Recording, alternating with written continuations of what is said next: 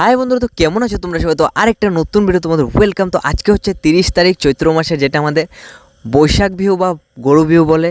আপনারা হয়তো জানেন না আমাদের আসামে কতটা প্রচলিত এই বিহু। বন্ধুরা, এগুলোকে স্নান টান করিয়ে গরুগুলোকে তারপর সন্ধ্যার সময় লাড্ডু খাওয়ানো হবে।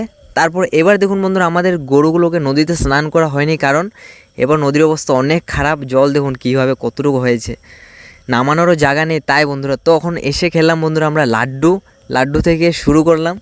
তো আজকে আরও অন্যান্য অনেক ফুর্তি হবে বন্ধুরা। তারপর এসে পড়লাম, দেখুন আমাদের মার পিসি কাটছে সবজি, যেটা পাঁচন রান্না করা হবে আমাদের 108টি সবজি দিয়ে, যেটা পাঁচন রান্না করা হয় এই বিহুতে, এই বৈশাখ বিহুতে বন্ধুরা। তারপর এদিকে দেখুন ডাঁটা, কুমড়োর ডাঁটা, সাজনা, এগুলো সব মিশিয়ে এগুলো এখন মা ধুয়ে রেডি করছে, কারণ রান্না করার জন্য পাঁচন।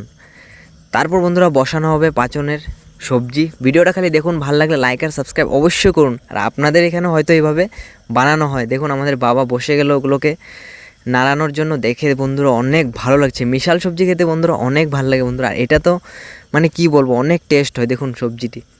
তারপর বিকেলবেলা ঘুরতে এসে দেখলাম এই ভাইগুলো কি সুন্দর জলে খেলছে বন্ধুরা। আমরা একসময় এরকম খেলেছি, তো আপনারা হয়তো খেলেছেন। তো বন্ধুরা, ভিডিওটি কালকে দিতে পারিনি, তো আজকে পয়লা বৈশাখ দেখুন আমাদের ঘরে মাছ রান্না করেছে। তো ভালো লাগলে ভিডিওটা লাইক সাবস্ক্রাইব অবশ্যই করুন। দেখা হচ্ছে একটা নতুন মিনি ব্লগে।